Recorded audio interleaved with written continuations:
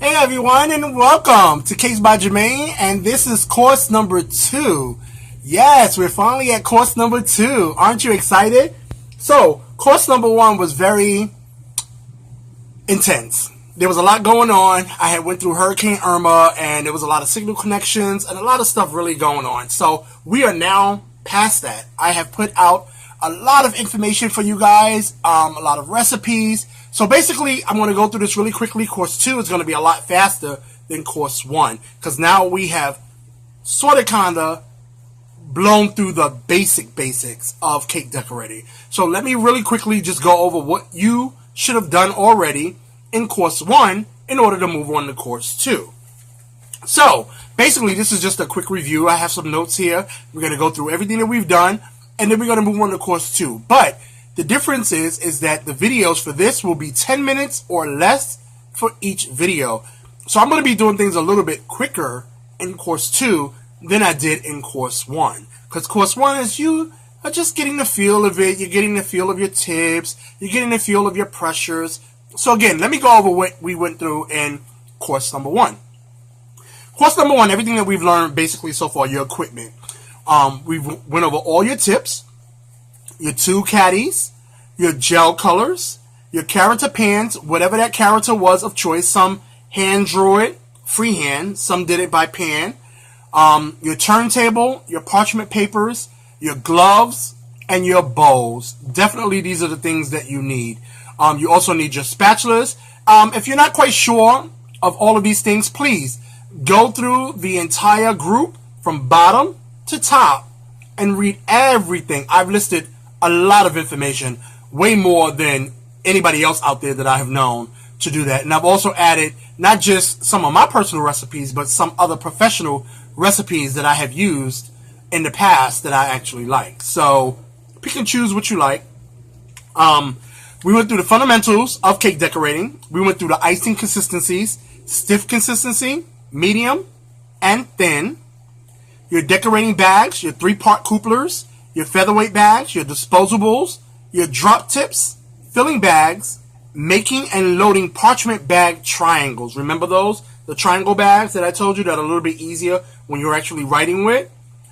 Keep practicing those. Never ever forget how to do those. Make sure that those are second memory to you. Your cake preparation.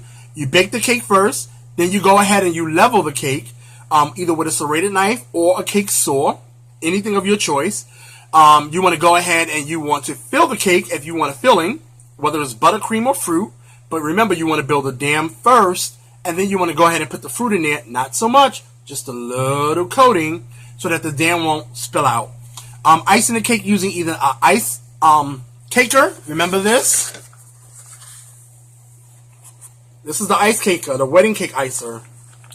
Or you can go ahead and just do it with a spatula. That's up to you.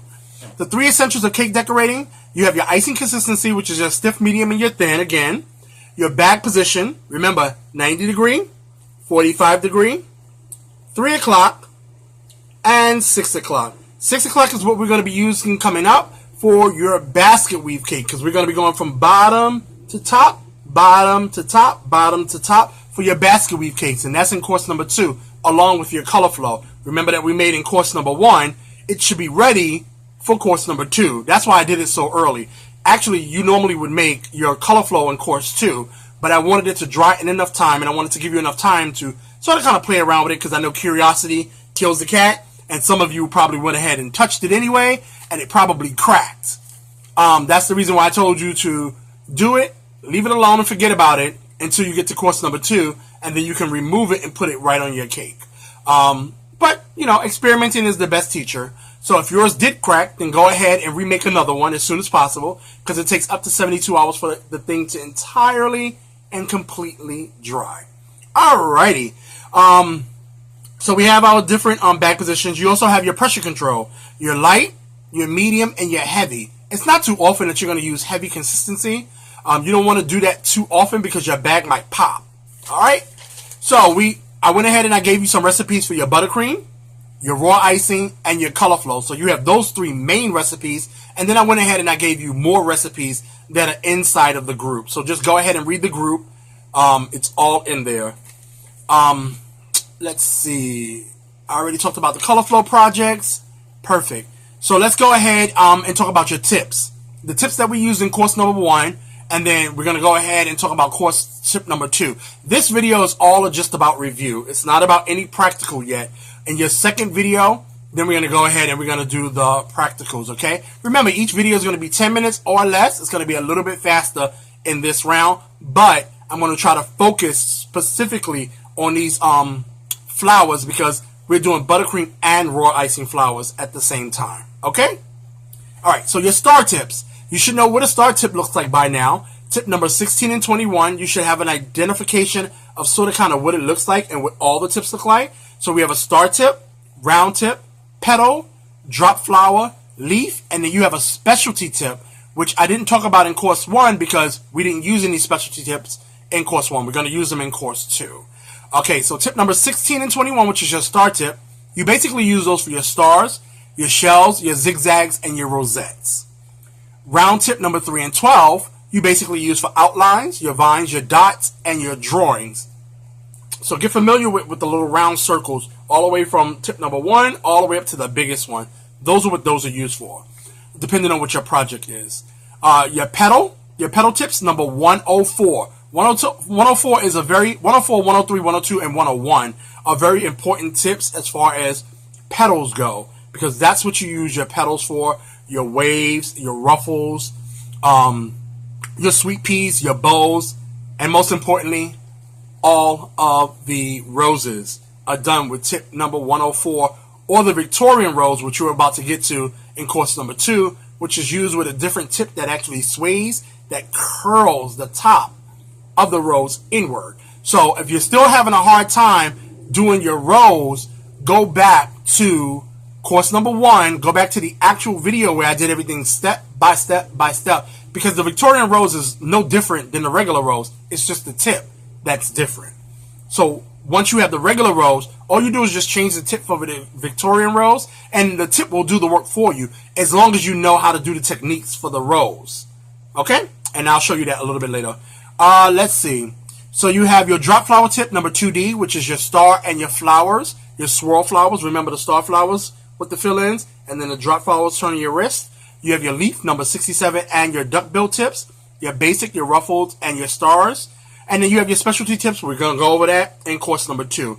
Your basic colorings, you basically use whatever colors you want. You go ahead. Remember, when you use your toothpicks, you only use 1 toothpick per serving. Don't double dip.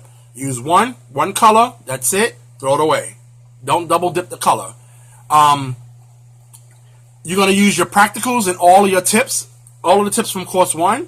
Now we're going to add on more tips for course number 2. And I'll tell you what those are in just a moment. And remember, to move on to course number 2, you have to finish and complete your assignments. And you have 3 assignments for course number 1. You have your full star character cake. That's any character cake of choosing. Once you post them and I approve them, then you go ahead and you move on to the next project, which is your cupcakes, your clowns, your balloons, and your figure piping. That's all in the videos. And then you go on to you do your finale cake. Once you have done your finale cake and I go ahead and I approve it, make sure you take your time. Don't do the finale cake unless you know that you have each one of these techniques down pat and you've practiced them. You've done them at least 100 times each, at least minimum. You've done each one of them at least 100 times each. I would normally say about 500, but for the purposes of practicing and time, you can go ahead and do about 100, but you need to perfect, especially the shells, because we're getting ready to move on to reverse shells and different types of shells, which I already posted online in course number 1, but it's actually for course number 2, and that's going to be the first video I do in course number 2. Okay? Let's see. And your rose spray, that's going to be your finale cake. Your rose spray with your stand-up bow. Your borders, 2 different ones. I want to see one border at the bottom, one border at the top. Not the same border for both. And a full writing. Whatever type of message that you want to convey. Whether it's a happy birthday, whether it's a congratulations, whether it's a hello. I want to see how your writing has come out. Also, something that I didn't talk about in course number 1, piping gel. If you mix piping gel, a little bit of piping gel in your buttercream, it will help your writing out tremendously. So go ahead and add a little bit of piping gel into your buttercream, alright? Now we're going to be moving on to course number 2. Bye!